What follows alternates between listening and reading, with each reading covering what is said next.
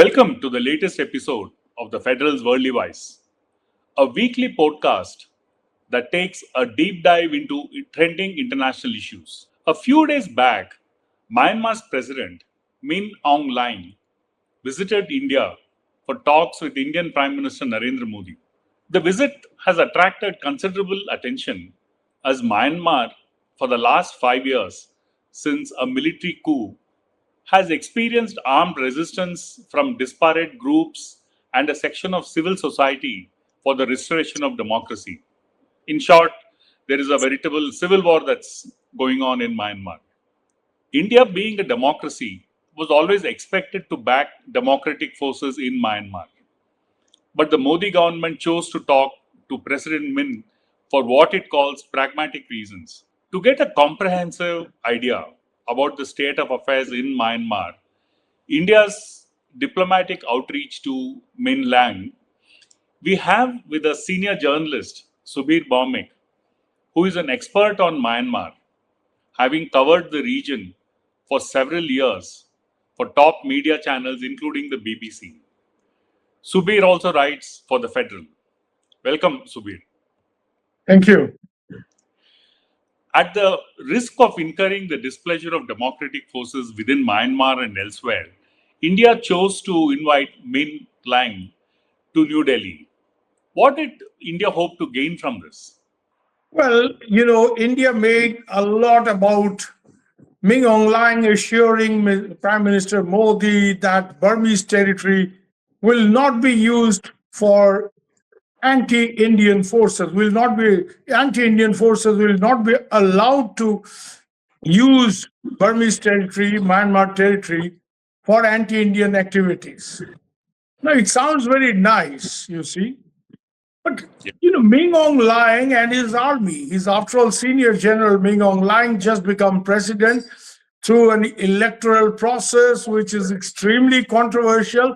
Because, Dakshin, let me point out to you, like in Bangladesh, where the Awami League, the major political party, was not allowed to contest, here in Myanmar election, also NLD, National League for Democracy, which is led by Aung San Suu Kyi, was not allowed to contest. And Aung San Suu Kyi remains in jail for, we never know how long. So at the end of the day, Min Aung Hlaing is now the president. He's not just no longer the army boss, but the army chief is his own man. So he's, organized it himself. Point is, International Crisis Group and several others who closely follow Myanmar have come to the conclusion that due to the 5 years of civil war, the Myanmar army and the central government controls barely 35% of the territory.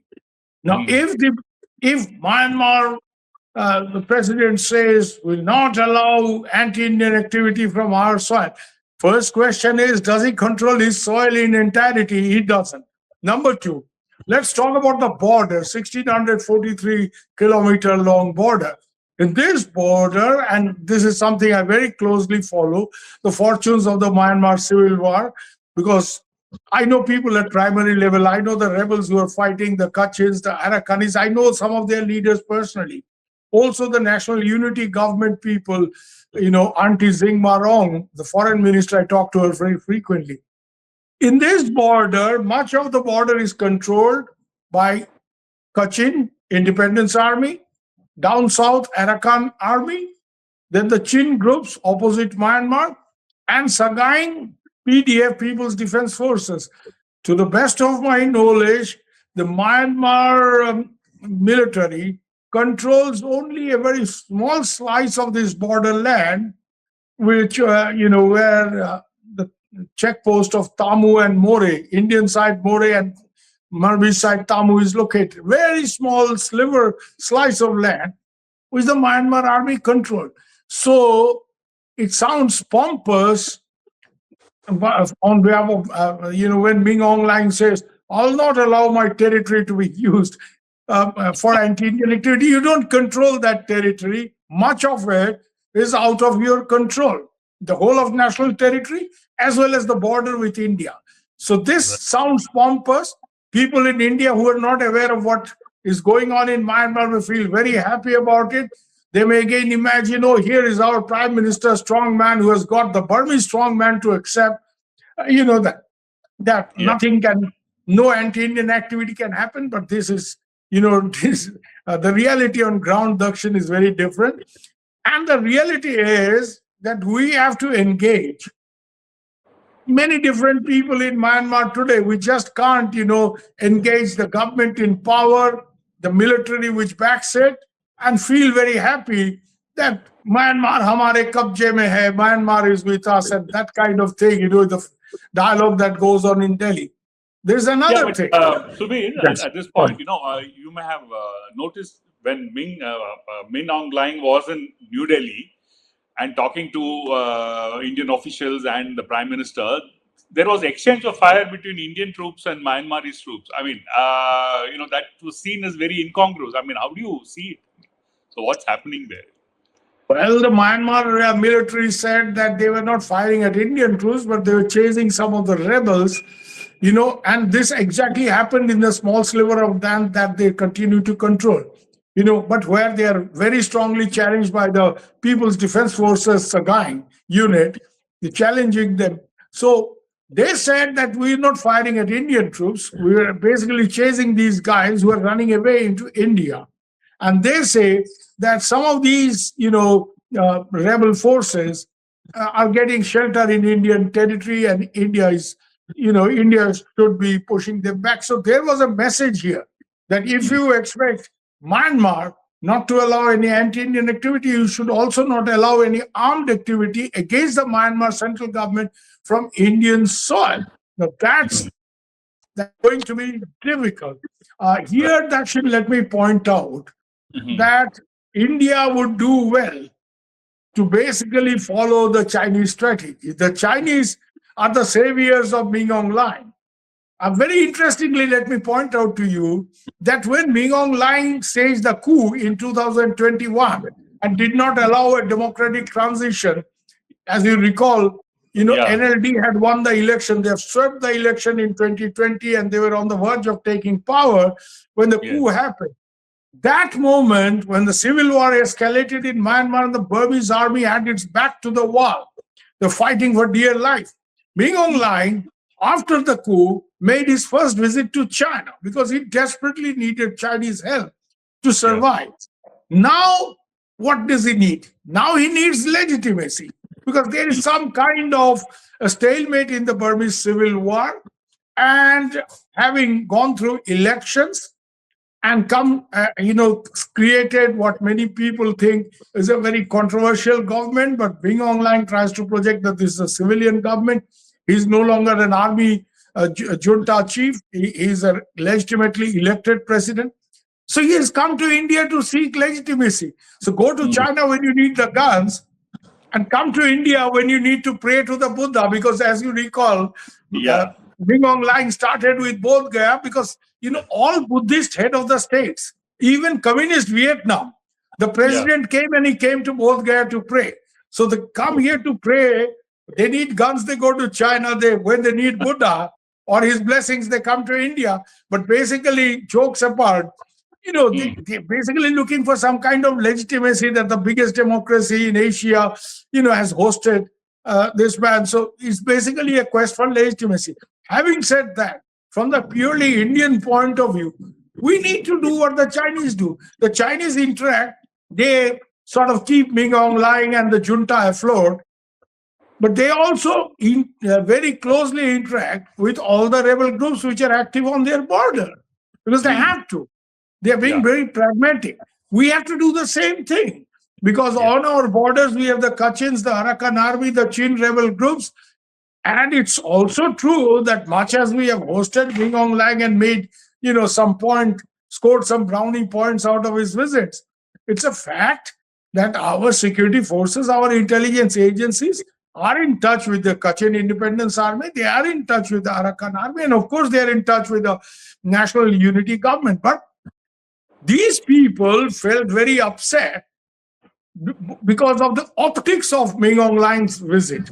The optics was that here is a military dictator, a very controversial dictator, should I say brutal dictator, who has killed large number of his own people trying to suppress the uprising. He's being hosted by the world's biggest democracy. And, Yeah. sort of, and it's a long visit, Dakshin. It was not a small one. It's not just Yeah. praying to Buddha, handshake with Modi and go back. It was a 5-day visit. He met Yeah. Modi, he met Shankar, the foreign minister, and then he met the president because, for protocol's sake, he's But the president. uh, Sorry? at this point, the is also India in some ways compelled to have this kind of a relationship because of what's happening, say in Manipur for the last 1 year. The violence is continuing, and there are there is a lot of cross-border visits. You think in the sense, the situation in Manipur is also kind of forcing India to have some kind of a friendly understanding with the Myanmar government? No, as I told you, India will have to deal with the Myanmar government because it's the government of the day. It will also have to deal with all the rebel groups which are active on our border. That's a fact of life. Dakshin, let me remind you Yeah, that it's not just Modi's government. We have hosted General Navin in the past, not once yeah, but twice, when Indira Gandhi was the Prime Minister of India. He yeah. came to India in the 60s, and then again in 1974. Indira Gandhi visited Myanmar in 1969 because at that point of time, India was trying to cultivate the Burmese military junta to keep the rebel groups in check because there is a historical relationship between some of the Burmese rebel groups and some of the Indian rebel groups. And the best shelter for the rebel groups in Northeast, especially the Naga rebel groups, and then, of course, the Manipuris and now the Alpha as well. At one point of time, the MNF, when they were underground, they all had, sanctuaries in Myanmar. So at that point of time, India was cultivating the Burmese military junta. And, even Pandit Nehru had hosted Yeah. General Nehru in 1963. It's only Rajiv Gandhi, let me point out, only the government of Rajiv Gandhi, which made a very strong point that India cannot support, a military junta. India has to back the cause of democracy during the 1988 uprising, as they call it, 888 uprising. India strongly backed the cause of democracy in Myanmar, and the government that came out of that, the sort of parallel government that was set up by the democracy forces. They even got an opportunity to set up a sort of office in Delhi, Mhm. and some of their representatives were here. So it was only during that time, Rajiv Gandhi's time, that India not only backed the democracy forces, but India also developed a very strong relationship, RAW, our intelligence, under the leadership of a legendary officer, B.B. Nandi, who I knew personally, developed a very close relation with the Kachin Independence Army. And some of the leaders of the Kachin Independence Army visited Delhi secretly, though, met with our leaders, and Mhm. then agreed. The agreement was not a written one, but a strong, enforceable agreement that India will help them with whatever they need, but they will not allow any anti-Indian rebel group to operate out of their Out. territory. Because if you recall, some of these Indian rebel groups were trained by the Kachins in the 60s and the 70s, and that stopped when we, developed close relation with the Kachin Independence Army under the stewardship of B.B. Nandi and the RAW, and But that's a fact of life.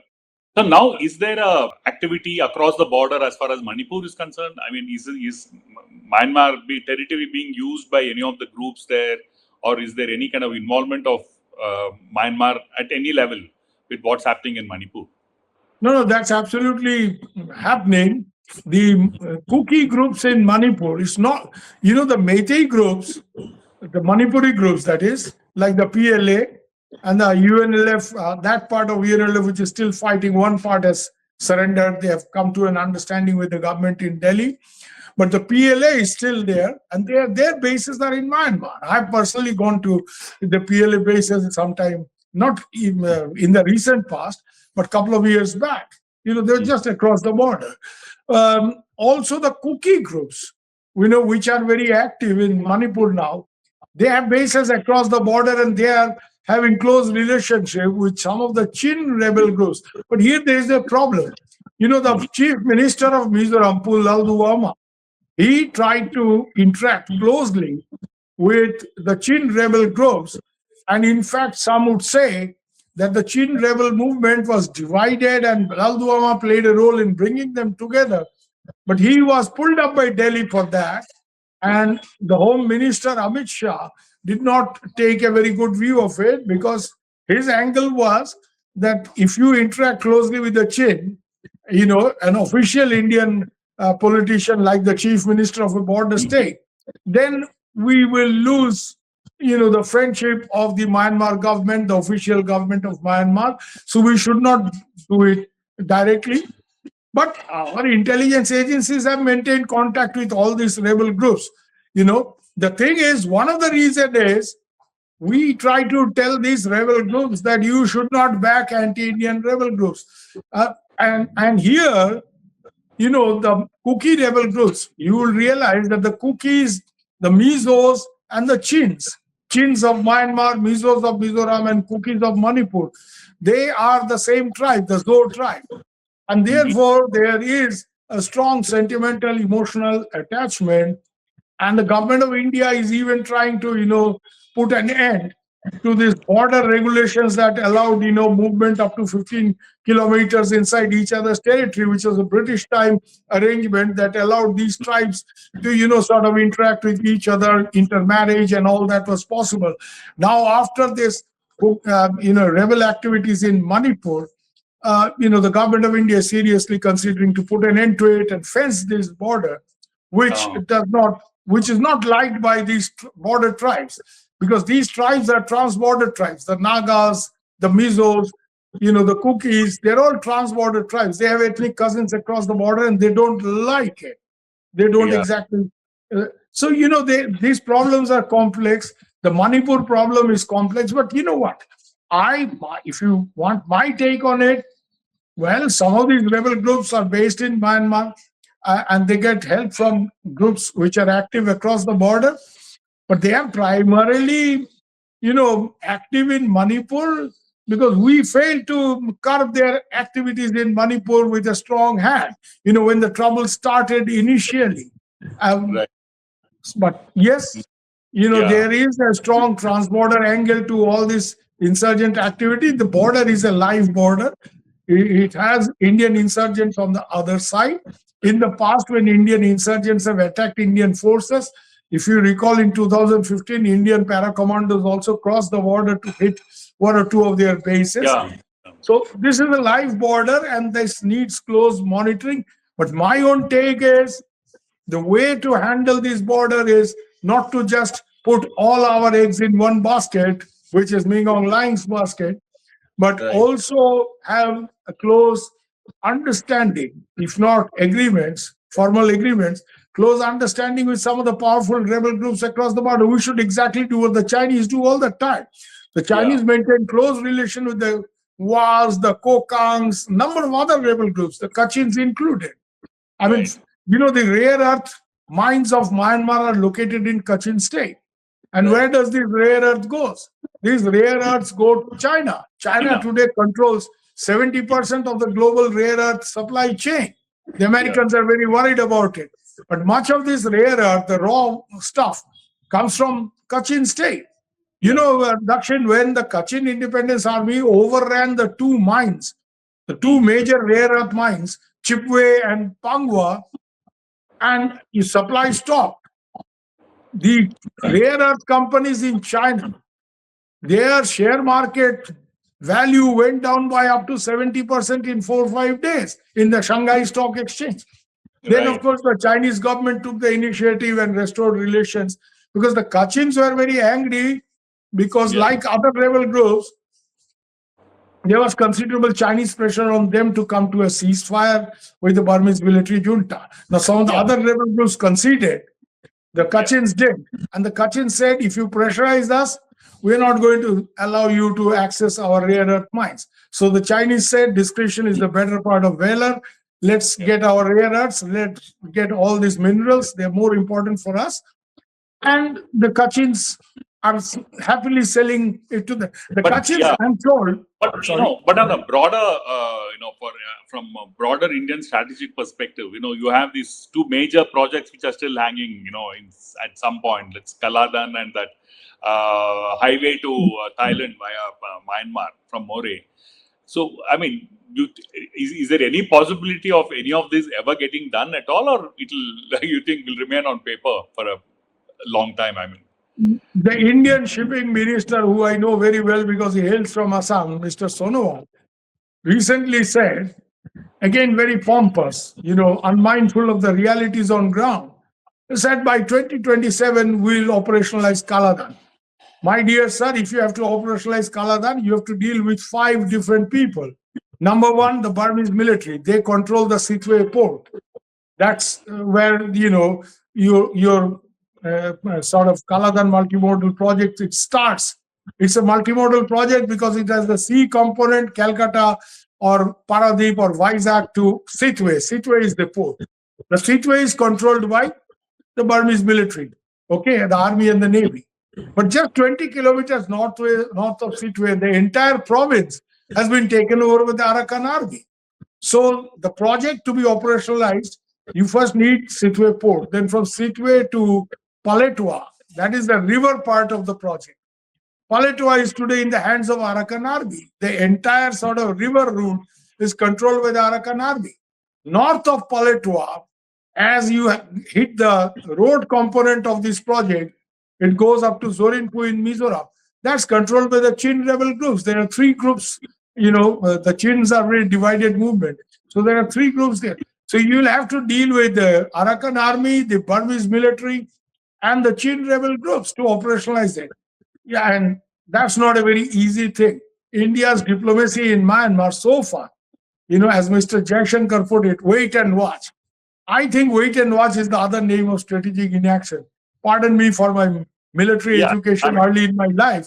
But if you say wait and watch, we do nothing and we just watch, it's strategic inaction and nobody does anything for you unless you do it yourself. So, Kaladan project, I can't see it being operationalized until there is some kind of peace, some kind of ceasefire, and all the groups are on the same page with the Burmese government. Otherwise, everywhere, like now you face in the Straits of Hormuz, you will have to pay, our ships will have to pay tax to all and sundry. Secondly, the Golden Trilateral Highway. It goes from Manipur, it's supposed to connect Manipur in India with Mysore in Thailand. The area that it traverses, again, 5 to 6 rebel groups are in control. Can Indian diplomacy, which is wait and watch, stay away, from any trouble, this kind of very defensive mindset, can a foreign policy establishment which is so defensive handle such a dynamic situation? To the best of my understanding, no. So how are you going to operationalize? And some of these projects, you cannot operationalize them unless you need some dredging in the river, Kaladan River. You need some construction on the roads that are in very bad shape from Mizoram from Zorinpui to Paletwa. So I can't see immediate completion and operationalization of these 2 critical connectivity project. And this Kaladan project, Dakshin, becomes more important now that Bangladesh is not quite the kind of friend that it was when Sheikh Hasina was in power. So connecting Northeast through Bangladesh, the transit agreements and all, I mean, with all these tensions on the border with Bangladesh, the pushbacks, which BJP tries to make a big deal about because they want to be seen as tackling infiltration. Bangladesh border guards pushing them back all over again. Huge tension on the border today in the Meghalaya border. So, if with this kind of tension with Bangladesh, it's very difficult to operationalize the transit route through Bangladesh into Northeast. Therefore, Kaladan becomes more important. But because of the situation on ground, I can't see it being operationalized. It's a very good thing to feel good that we can do it. But how? That's the critical question. But overall, I think, given the situation in Myanmar, which doesn't seem to be close to any resolution, the civil war, I mean, and the instability within Myanmar, and it there seems to be no immediate end to it, at least in the medium term. So looks like it's going to remain stuck in this kind of a situation for a long time, and and I You don't are know where right, it's going. actually. You are right, actually, because it's kind of a festering civil war, which is gone into a stalemate.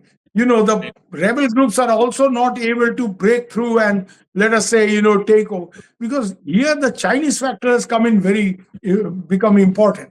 If you recollect, the northeastern command of the Myanmar army was located in Lasio.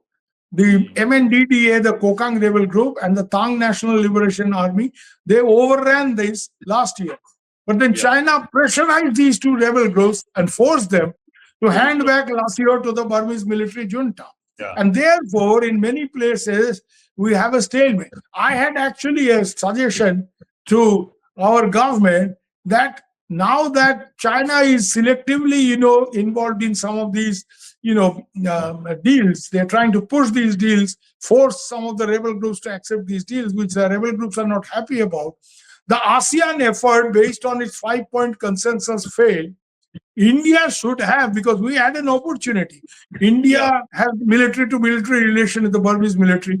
We had very good connections with the rebel groups like the Kachins, the Arakanese army at some point of time, and of course with the regular political parties. India should have sent a Gandhi peace mission and tried to play an effective role in peacemaking in Myanmar. We said wait and watch. We're not getting involved.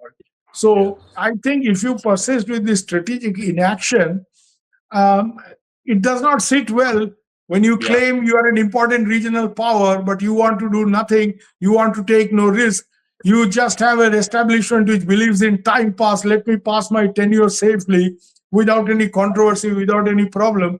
With this kind of mentality, I don't think we can actually make any headway in Myanmar.